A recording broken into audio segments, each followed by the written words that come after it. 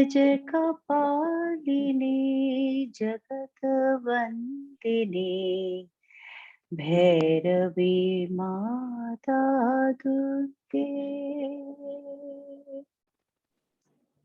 सर्वव्यापिनी महायोगिनी शंकर प्रिया दुर्गे जय जय कपालिनी जगत वंदिनी भैरवी माता दुर्गे जय जय माँ जय जय माँ जय जय माँ जय जय माँ जय जय भैरवी माँ।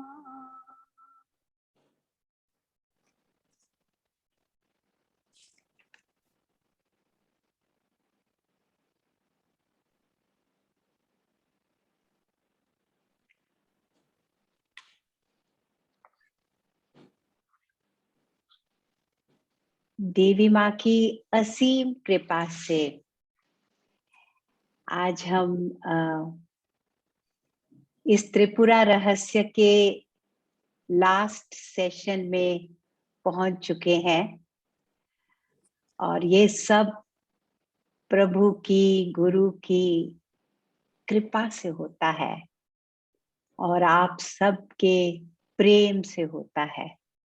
आप सबके अंदर ये प्रेम है जो हमें बार बार सत्संग का संजोग मिलता रहता है। तो आज गुरुजी ने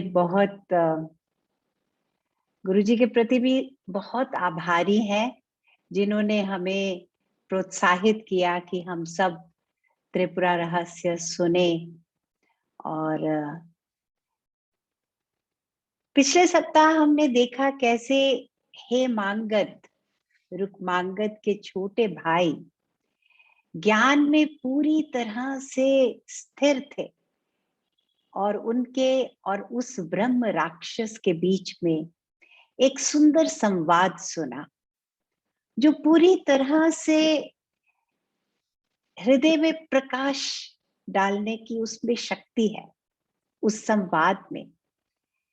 और ये जो ब्रह्म राक्षस थे ये श्रापित ब्राह्मण थे जिनका नाम था वसुमान और एक अपने पिछले जन्म की उन्होंने शेयर की कहानी हेमांगद से कि कैसे मैं पिछले जन्म में ज्ञान मुझे बहुत था लेकिन तर्क के दायरे से बाहर नहीं निकल पाया था और तर्क में ही फंसा हुआ था और इसीलिए एक बार एक गुरुजन से श्रापित होकर मैं आज ब्रह्म राक्षस हो गया हूं। लेकिन आपके सत्संग ने मुझे ये भी आशीर्वाद मिल गया था कि कोई सच्चा ज्ञानी अगर मेरे संपर्क में आएगा और ज्ञान का प्रकाश मुझे भी मिलेगा तब मेरा ये श्राप उससे मैं मुक्त हो सकता हूं। तो मैं बहुत आभारी हूं, उसने हेमांगद को कहा कि आपके इस सानिध्य से आज मैं श्राप मुक्त हो गया। और वसुमान ने पूछा कि आप इतने ज्ञानी हैं, आप परम ज्ञानी हैं, लेकिन आप राजपाट के इन कामों में इतने उलझे हुए हैं, शिकार पे निकले हुए हैं जो आम दुनिया के लोग करते हैं, जो ज्ञान में नहीं होते, वही कर्म मैं देख रहा हूं, आप भी उन्हीं कर्मों में व्यस्त हैं। तो ऐसा क्यों है? क्योंकि ऐसी आशा होती है, हम सब में ये एक धारणा है कि जो ज्ञानी पुरुष होते हैं वो अवश्य उनका जीवन हमसे बहुत विपरीत होगा, विभिन्न होगा। लेकिन यहाँ हमें एक सुंदर रोशनी देने वाला ज्ञान मिलता है कि व्यवहार के पीछे नहीं जा सकते, ना ही किसी को एनालाइज करने की, इवैल्यूएट करने की जरूरत है।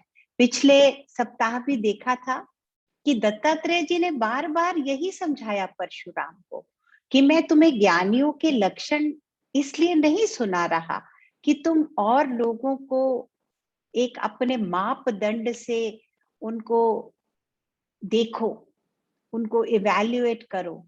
ये मैं तुम्हें इसलिए बताता हूं कि तुम अंतर्मुखी होकर अपने अंदर देखो, आपके अंदर ज्ञान कितना उसका प्रकाश हो पाया है, कितना ज्ञान आपका स्थिर हो पाया है।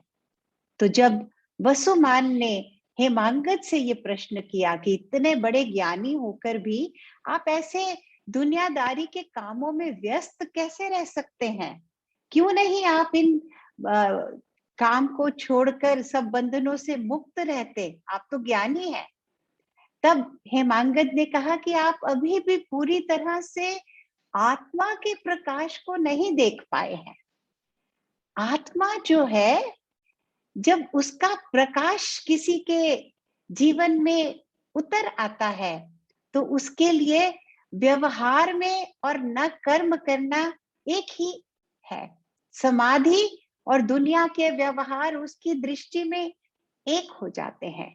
जो व्यक्ति कामना शून्य हो जाता है, तो एक छोटी सी कंडीशन बताई है कि जब ज्ञान में आते हैं और संसार को लेकर कोई कामना नहीं मन में रहती, तब ऐसा ज्ञान आपका सबल और स्थिर होता है कि कुछ भी करने से या कुछ भी न करने से वो ज्ञान कम नहीं होता, वो बाधित नहीं हो सकता।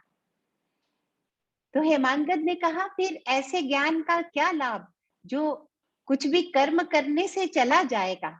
वो तो सपने जैसा फिर ज्ञान हो गया कि मैं सपने में देखा मैंने, मैं ज्ञानी था, उठा तो मैं वैसा ही था, उसमें ऐसा ही वो तो ज्ञान हो जाएगा।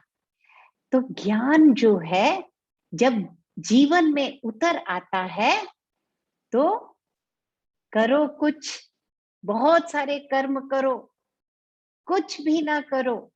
जैसे दत्तात्रेय जी को हम देखते हैं अवधूत अवस्था में है, लेकिन राजा जनक को हमने देखा कुछ अध्याय पहले जो पूरी तरह से राजपाट के एक एक काम में व्यस्त है। हेमांगद को हम देखते हैं पूरी तरह काम में व्यस्त है। तब हेमांगद ने कहा इसका कारण यही है कि जब कामना शून्य होकर आत्मा का दर्शन हो जाता है तब वो व्यक्ति बंधन में नहीं आता। तब वसुमान ने दोबारा एक प्रश्न किया, कहा कि ये मैं भी समझता हूं कि जब हम निर्विकल्प हो जाते हैं ना, जब हमारे अंदर कुछ भी करने के लिए कोई संकल्प नहीं बचते, तो जो शेष बचता है तत्व वो तो आत्मदर्शन है। लेकिन अगर फिर व्यक्ति में ये संकल्प उठ जाए मुझे ये करना है या मेरा ये गोल है लाइफ का, तो क्या वो फिर से सांसारिक बंधनों में नहीं बंध जाता क्या? तब हेमांगद ने कहा क्योंकि तुमने ये नहीं देखा कि व्यवहार चाहे एक हो, ज्ञानी का व्यवहार भी वही हो सकता है, अज्ञानी का व्यवहार भी सेम हो सकता है, लेकिन उनका दृष्टि, उनका जो लक्ष्य है जीवन का, उनकी सीकिंग बिल्कुल डिफरेंट होती है। तो एग्जाम्पल दिया कि जैसे ज्ञानी पुरुष है वो भी देखता है कि आसमान दिखाई दे रहा है नीला, लेकिन उसे भी मालूम है कि सच में तो आसमान नीला नहीं है, लेकिन व्यवहार में वो भी कहता आपको सुनाई दे सकता है आज कितना सुंदर लग रहा है ये नीला आसमान, लेकिन वो ज्ञानी है वो जानता है। लेकिन जो अज्ञानी पुरुष है उसको इसी बात का आभास अज्ञान से हो रहा है, तो उसकी भूमिका में अज्ञान है। किस भूमिका से हमारे कर्म हो रहे हैं ये निश्चय करता है। कि हम बंधे हुए हैं, दुनियादारी में फंसे हुए हैं, कि हम समाधिस्थ अवस्था में ही स्वाभाविक जीवन जी पा रहे हैं। तो ये तो उत्तम ज्ञानी का लक्षण होता है। तब एक और बड़ी अहम बात यहाँ पर हेमांगत जी बताते हैं कि जिसका अज्ञान से जिसके कर्मों में दोष हो, तो वो ज्ञान में आते ही उसके दोष चले जाते हैं। लेकिन कभी कभी अज्ञान के दोष नहीं होते जीवन में। हमारे जीवन में ऑब्स्टेकल्स या कुछ ऐसी सिचुएशंस होती हैं जिन्हें हमें देखना ही पड़ता है। तो हेमांगत ने कहा, जिनके कर्म अभी बचे हैं, कर्म वासनाएं बची हैं, कर्मों के बंधन अभी बचे हुए हैं, तो उनके जीवन में कुछ कुछ ऐसे अवस्थाएं, ऐसे परिस्थितियां देखने को मिल सकती हैं जो हमें भ्रमित कर सकती हैं कि ये व्यक्ति ज्ञानी है कि हमारे जैसा ही है। तब वसुमान बड़े हैरान हुए, ज्ञानी पुरुषों के जीवन में भी कर्म हो सकते हैं, कर्मों के बंधन। उनके कर्म तो ज्ञान जला देता है ना, आत्मा के प्रकाश में कर्म उनके कैसे बचे हुए होते हैं। तब हमें बताया जा रहा है कि ज्ञानियों को भी कर्म काटने हैं पड़ते हैं, कर्मों के रास्ते पे सबको चलना पड़ता है। तो 3 तरह के कर्म बताए गए। अपक्व, जो अभी पके नहीं, क्योंकि कर्मों को कौन पका रहा है? समय। समय है जिसके द्वारा हम अपने कर्मों को झेलते ही हैं। तो अभी कुछ कर्म होते हैं जो अभी पके ही नहीं, और कुछ कर्म ऐसे होते हैं जो ज्ञानी बनने के बाद हम करते हैं। ज्ञान जीवन में उतर आया, हम पूरी तरह से ज्ञान में हैं, फिर हम जो कर्म करते हैं उन्हें हतोदित कर्म कहा गया है। हतोदित मतलब जो ज्ञान से जले हुए कर्म हैं। ज्ञान के प्रकाश में जो कर्म हो रहे हैं वो तो जैसे रस्सी जल जाती है, लेकिन फिर भी वो रस्सी अपनी शेप में रहती है, तो लेकिन वो रस्सी तो नहीं है ना। इसी तरह जो कर्म ज्ञानी पुरुष कर रहे हैं वो कर्म होके भी कर्म नहीं होते, लेकिन पक्व कर्म होते हैं, जिसको हम प्रारब्ध भी कहते हैं। जैसे तीर कमान से निकल गया है तो वो तो अपने लक्ष्य पे जाता है।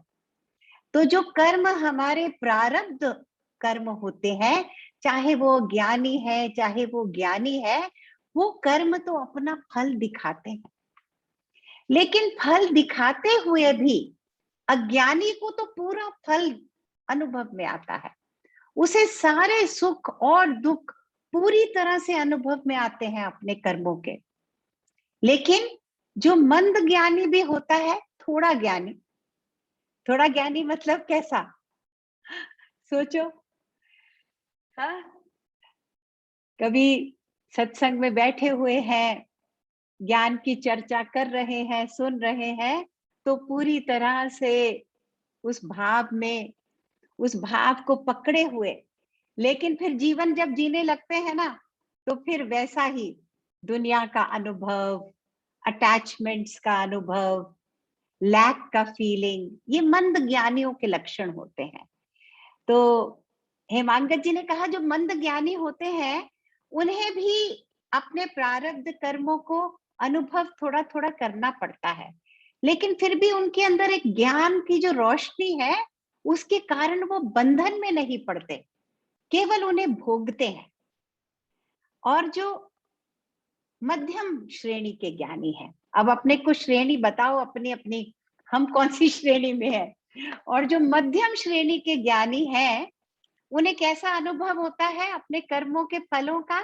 बड़ा सुंदर, जैसे कोई सपने में सो रहा है और उसे सपने में अनुभव हो कि मुझे किसी मच्छर ने काटा, बस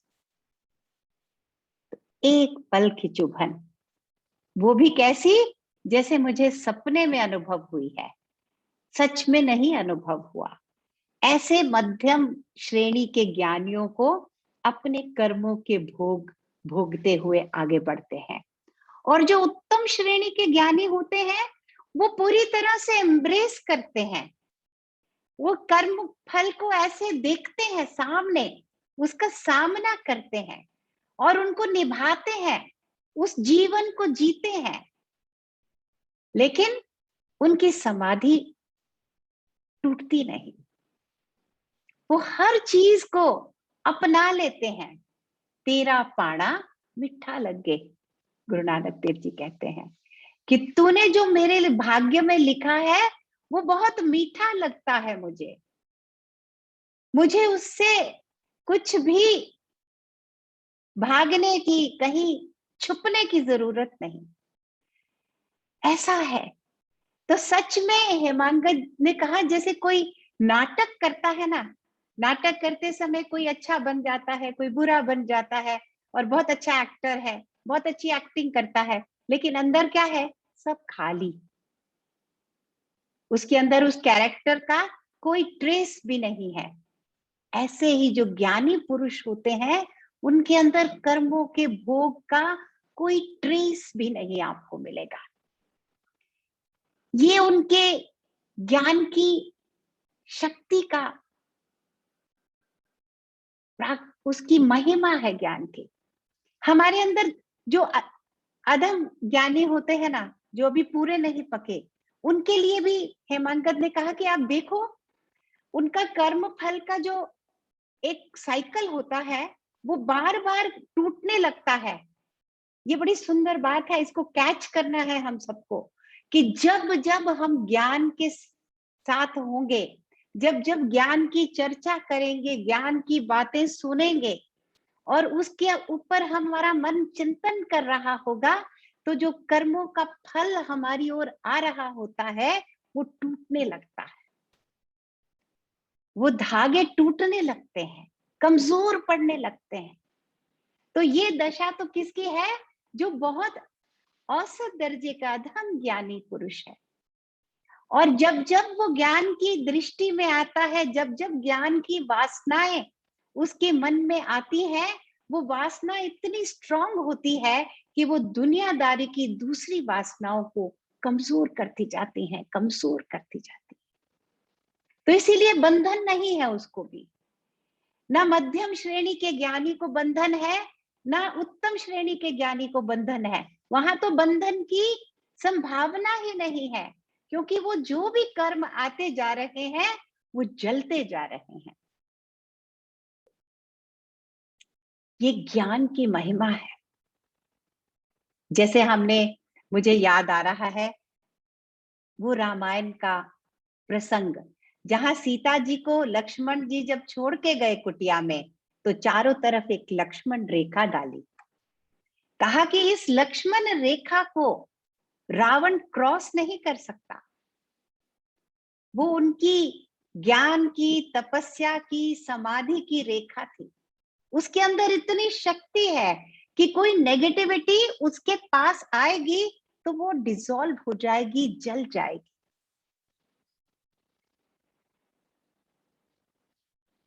तब हेमांगद ने कहा कि इसलिए मेरे जीवन में जैसा भी मुझे जीवन मिला है, मैं पूरी तरह से उसमें पार्टिसिपेट करता हूं। यहाँ हमें एक बहुत सुंदर मध्यम मार्ग का दर्शन मिल रहा है।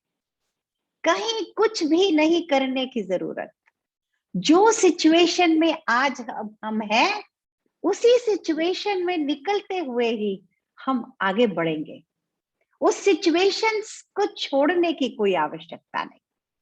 उसके लिए ऐसा संकल्प करने की आवश्यकता नहीं कि आज के बाद मेरे को ये नहीं करना, मेरे को ऐसा करना है, वैसा करना है, तब मेरा ज्ञान पूरा होगा। ज्ञान पूरा कब होगा?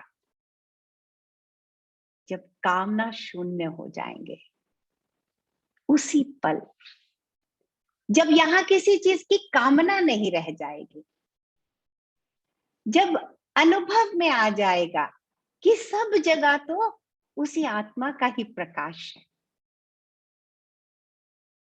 उसी आत्मा का ही प्रकाश है। तो ये सुंदर वार्तालाप सुनते हुए दत्तात्रेय जी ने जब ये सुनाया प्रसंग परशुराम जी को, तो परशुराम जी ने कहा, मैं पूरी तरह से आज इस निर्मल ज्ञान की गंगा में मैं नहा के शुद्ध हो गया, मैं पूर्ण हो गया हूं। गुरु, आपकी कृपा से मैंने भी उस आत्मा की झलक पाई है। अब आप मुझे बस जो भी आपने इतना पिछले कुछ दिनों से हम बैठे हुए हैं आपस में ये सुंदर चर्चा करते हुए, तो एक बार मुझे बस निचोड़ बता दीजिए।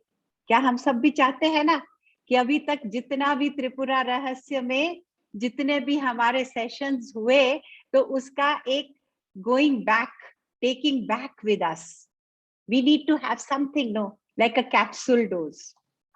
तो यही दत्तात्रेय जी को परशुराम जी कह रहे हैं। तो दत्तात्रेय जी ने कहा बस केवल उस पराचिति की ही महिमा है, वो पराचिति ही सत्ता है और वो सर्वव्यापिनी है, महायोगिनी है। उसी ने अपने आप को चेतन और जड़ में परिवर्तित किया है, लेकिन उसका अहम भाव जो है वो इतना सबल है कि वो चेतन में भी अपना अहम भाव बनाए रहती है और सारी जड़ और सृष्टि संसार को भी, उसमें भी केवल उसी का ही अस्तित्व है। जैसे हमारा शरीर है, बहुत सुंदर एग्जाम्पल आता है। हमारा ये शरीर है, हम इसको कहते हैं हाँ ये मेरी शरीर है, ये मेरी बॉडी है, लेकिन मेरी बॉडी में मेरे हाथ भी हैं, मेरी आईज भी हैं, मेरे कान भी हैं। हर समय तो हम उनके प्रति सजग नहीं रहते ना, लेकिन जब जब उनको अपना काम करना होता है तो वो अपना काम कर रहे होते हैं। मैं अभी देख रही हूँ, आप लोग मुझे सुन रहे हैं, लेकिन वो भी मेरे ही शरीर का अंग है। ठीक ऐसे ही त्रिपुरा देवी ने अपने को विभाजित करते हुए हम सबको और इस संसार को बनाया है। तो वो अनदेखी है, हम सबसे अनछुई भी है। जो भी इस संसार में चल रहा है, कभी कुछ हो रहा है, कभी कुछ हो रहा है, तो वो सब जानते हुए भी अनजान है। सब कुछ करते हुए भी वो अकर्ता है, वो कुछ नहीं करती, वो कुछ नहीं जानती, कोई चीज उसे नहीं छूती। ठीक ऐसे ही जैसे कि एक शीशे के अंदर प्रतिबिंबित नगर होता है, लेकिन उसका जो अस्तित्व है वो किसके कारण होता है? उस प्रतिबिंबित नगर का अस्तित्व क्यों है? क्योंकि मिरर है। हम सब क्यों हैं? हम सबको जिस तत्व से हम अपने को, एक दूसरे को देखते हैं, अनुभव करते हैं, परिस्थितियों को, व्यक्तियों को, चीजों को, वो केवल इसलिए कर पा रहे हैं कि हमारे अंदर उस पराचिति की सत्ता है, उसी का प्रकाश है और हम सब उसको चाहते हैं। ये बात सुंदर है ना? पहली बार नहीं हम सब ये सुन रहे, हम सब चाहते हैं, हम सब केवल उसी को चाहते हैं। उसका कारण बताया दत्तात्रेय जी ने, क्यों हम सब उसी को चाहते हैं? क्योंकि वो सुख स्वरूप है, वो आनंदमयी है, वो आनंद घन, आनंद मूर्ति है। वो हर हर व्यक्ति के अंदर झांक के देखो तो उसके जीवन में एक ही चीज को वो सीख कर रहा है, सुख, खुशी, आनंद। आनंद क्या है? वो घनीभूत प्रसन्नता जो कम नहीं होती, बढ़ती जाती है, बढ़ती जाती है। क्योंकि आनंद कहाँ से पैदा हो रहा है? ज्ञान से पैदा होता है आनंद। और ज्ञान जहां होता है वहां परिस्थितियां उसको नहीं छूती हैं। उस खुशी को परिस्थितियों से कोई न लेना है न कुछ देना है। तो यही तो हम सब चाहते हैं कि unqualified, unconditional Joy we need to experience in our lives, and that's why we are always seeking more, because अभी फुलनेस उसकी एक्सपीरियंस में नहीं आती जब तक अंदर ये है ना, मुझे और सुख चाहिए, मुझे और खुशी चाहिए। इसका मतलब अभी हम और पास जाना चाहते हैं प्रभु के। जो प्रभु के साथ हो लेते हैं, जो प्रभु के हो जाते हैं ना, उनके मन में झांको, वो कहेगा मुझे तो कुछ भी नहीं चाहिए, मुझे तो सब बिना मांगे मिला हुआ है, मेरी तो झोली भरी पड़ी है, आओ मुझे लूटो, मैं तो पूरी तरह से भरा हुआ, तृप्त, मुझे तो कोई सेवा बता दो, क्या सेवा मैं कर सकता हूं। इसीलिए कहते हैं ना, प्रभु को जब बाल रूप में भक्त देखता है और उसकी इच्छा केवल ये होती है कि मैं प्रभु के लिए रहूं, प्रभु के सुख दुख, प्रभु की नींद, प्रभु की भूख, प्रभु का उठना, प्रभु का बैठना, प्रभु का वस्त्र बदलना, इसी में मेरा मन है। बस मेरा मन मुझ में नहीं रह गया। तो दत्तात्रेय जी ने कहा वो आनंद स्वरूपा है।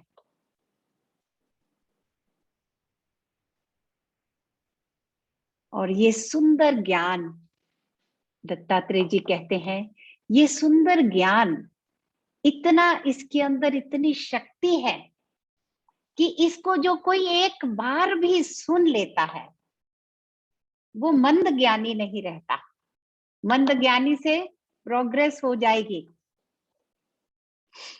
एक स्टेप आगे बढ़ जाएगा। जो इसको बार बार इसको सुनता है, सुनाता है, इसका चिंतन करता है, अपने जीवन में इसको धारण करता है, वो कभी बंधन में नहीं आ सकता। वो जीवन जीता हुआ भी मुक्त ही रहता है। कुछ बंधन है ही नहीं। सबसे बड़ी मिथ्या चीज जो हमें फंसाती है कि हम बंधे हुए हैं, तो बंधन कोई है ही नहीं, अस्तित्व ही नहीं बंधन का। जहां केवल ईश्वर ही ईश्वर है, तो किसको मुक्त होना है, किस बंधन से मुक्त होना है। जब सारे जीवन के जो हमें आज बंधन लग रहे हैं ना, अगर हम उन्हें देखें कि प्रभु ने प्रेम के धागे हमारे चारों ओर लपेट रखे हैं, क्योंकि प्रभु हमें अपने पास रखना चाह रहे हैं, तो वही धागे हमारे को भक्ति में ले जाएंगे। वही परिस्थितियां, धागे मतलब क्या, हमारे जीवन की, हम सब इस समय जो भी सुन रहे हैं इस ज्ञान को, सबकी लाइफ की सिचुएशंस अलग अलग हो सकती हैं, लेकिन हम अपने सिचुएशंस को कैसे देखें, ये प्रभु ने बांधे हैं धागे, ये प्रभु ने दी है ये सिचुएशंस। क्योंकि प्रभु बहुत प्यार करते हैं हमें और चाहते हैं कि हम सब चीज छोड़ पाए। कभी कभी जीवन में अच्छी बातें बहुत हो जाती हैं, तब तो कभी कभी भूल जाते हैं प्रभु को, लेकिन अच्छी बुरी ऊंची नीची जब जीवन में बातें होती है ना, तभी तो प्रभु का मोल है जीवन में आता, तभी तो प्रभु की तड़प पैदा होती है। तो सब परिस्थितियों को प्रभु का प्रेम, प्रभु का आलिंगन, प्रभु की ममता, प्रभु की कृपा, मेरे ऊपर प्रभु बहुत कृपा कर रहे हैं, मुझे प्रभु अभी समझा रहे हैं कि इस संसार में कभी पूरी तरह से तुम तृप्त नहीं हो सकते, जितने भी भोग भोग लो, कितने भी दुख तुम्हें क्यों ना मिल जाए, तुम्हारे अंदर झांको, मैं वहां सुख का सागर बैठा हुआ हूं। अंदर झांकोगे, उसमें डुबकी लगाओगे, तो ये छोटे छोटे दुख ऐसे भूल जाओगे जैसे सपने में कोई मच्छर आके काट गया। इससे अधिक कोई मोल नहीं। क्या हम ऐसा स्ट्रॉन्ग व्यू ले सकते हैं लाइफ का? तो दत्तात्रेय जी ने कहा, मैं आज तुमको ये भी नहीं कहूंगा कि संसार नहीं है। ये कहता हूं तो इस बात को प्रूव नहीं कर पाते। हम सब देखो अनुभव करते हैं, हमारी लाइफ है, हमारी फैमिली है, हमारी फ्रेंड्स है, हमारा घर है, हमारी कंट्री है, पूरा वर्ल्ड है, वर्ल्ड में कुछ कुछ हो रहा है। तो एकदम सब चीज को नेगेट करके भी कुछ नहीं हाथ आएगा। संसार है भी और नहीं भी, ये पूरा ज्ञान है। ये त्रिपुरा रहस्य का विज्ञानमय प्रकाश है। मैं हूं भी और मैं नहीं भी हूं। मैं हूं तो उस बात का मुझे सम्मान करना है। मेरा जीवन जो है उसको मैंने सम्मान से देखना है, आभार से देखना है। हर जीवन की परिस्थिति को मैंने प्रभु की कृपा अनुग्रह के रूप में देखना है। तो मैं मुक्त ही हूं, तो कोई बंधन है ही नहीं। तो संसार है भी और नहीं भी, जब हम इस भाव में इस संसार में रहने लगेंगे, तब देवी त्रिपुरा अपने मंगलमय स्वरूप को, उससे हमारे पूरे जीवन को एक, क्या कहते हैं, हमारे पूरे चारों तरफ एक कवच बन जाती है। देवी कवच, हम देवी कवच सुनते हैं। तो सच में देखा जाए तो जब ऐसी दृष्टि देवी दे देती है, देवी देगी ये दृष्टि भी। जब प्रभु ऐसी दृष्टि दे देते हैं ना, तो वो हमारा कवच बन जाती है। ऐसा व्यक्ति फिर बंधन में आता नहीं। लेकिन जाते जाते दत्तात्रेय जी ये भी कह गए, बार बार सुनो। क्योंकि हम अभी, ऐसा है ना कि कुछ पल तो ज्ञान में रह पाते हैं, कुछ पल तो जीवन में वैराग्य भी आता है, विवेक भी आता है, लेकिन कर्म वासनाएं, अपने को दोष नहीं दो। मत कहो कि हमने ज्ञान को पूरी तरह ग्रहण नहीं किया, या हमारी इतनी हमारे अंदर इतनी काबिलियत नहीं है। अपने को जजमेंट मत पास करो। इसीलिए बताया गया है कि कर्मों के बंधन से भी संसार की दृष्टि मिटती नहीं। जब तक कर्मों के बंधन पूरी तरह से उनसे मुक्ति नहीं मिलती, हम ज्ञान में रहकर भी हमें संसार संसार संसार दिखाई देगा, छुएगा हमें बार बार, हमें पकड़ेगा बार बार, उससे छुटकारा नहीं मिलेगा। तो कर्मों के बंधन है, तो उनके साथ क्या करना है? कर्मों के बंधन से मुक्ति कैसे मिलती है? त्रिपुरा देवी क्या बताती हैं? कर्मों के बंधन से मुक्ति तो केवल अनुग्रह से मिलती है, प्रभु कृपा से मिलती है। जो मेरे भक्ति में लीन हो जाते हैं, जिन्हें इस संसार की कोई कामना नहीं बचती, जिनके अंदर, जो केवल मुझे ही पाना चाहते हैं, मेरी ही चर्चा करना चाहते हैं, मेरी ही बात सुनना चाहते हैं, ऐसे जो मेरे भक्त होते हैं, वो मेरी कृपा को पूरी तरह से पा जाते हैं। कृपा तो बरस रही है, पूरी समय बरसती है कृपा। उसको पाना है, उसको रिसीव करना है। तो उसको रिसीव करने के लिए उसमें एकाग्र चित्त से बस लीन होना है, कामना शून्य होकर एकाग्र मन से, और बार बार उसका चिंतन, बार बार उसका श्रवण, बार बार उसका मनन।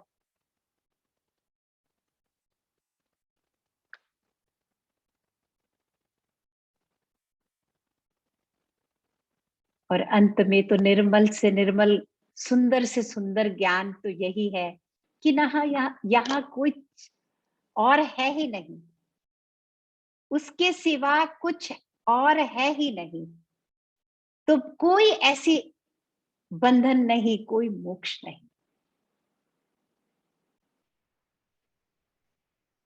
न पुण्यम न पापम, न सौख्यम न दुखम, न मंत्रो न तीर्थम, न वेदा न यज्ञम, अहम भोजनम नैव भोज्यम न भोक्ता, चिदानंद रूप शिवोहम शिवोहम, चिदानंद रूप शिवोहम शिवोहम।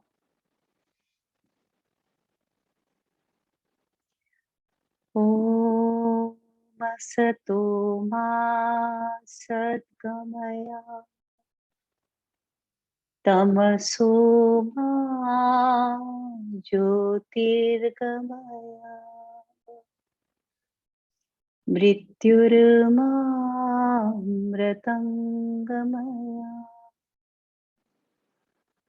ओम शांति शांति शांति।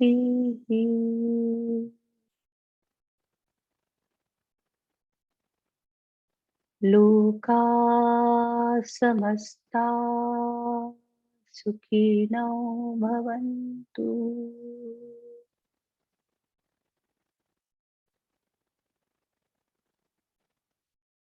जय गुरुदेव।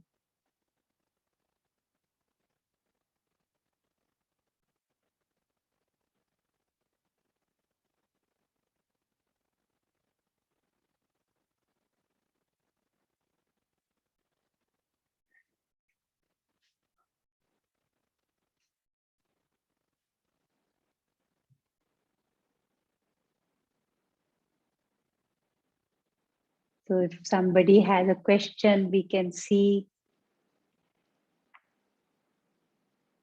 all these weeks. It was so beautiful to be with this beautiful scripture with all of you.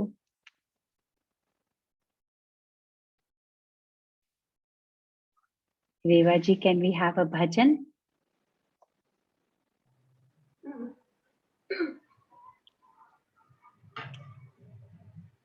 परमेश्वरी जय दुर्गा, जगदीश्वरी जय अम्बा। परमेश्वरी जय दुर्गा, जगदीश्वरी जय अम्बा। हे माता विश्वमोहिनी, देवी जगदम्बा।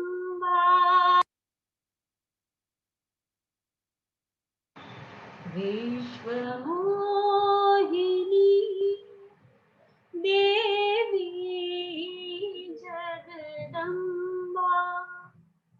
जय दुर्गा, जय दुर्गा, महामाया जगदम्बा। हो जय दुर्गा, जय दुर्गा, महामाया जगदम्बा। परमेश्वरी जय दुर्गा, जगदीश्वरी जय अम्बा। आनंद रूपिणी माता भवानी, देवी जगदम्बा। आनंद रूपिणी माता भवानी, देवी जगदम्बा। जय दुर्गा, जय दुर्गा, महामाया जगदम्बा। हो जय दुर्गा,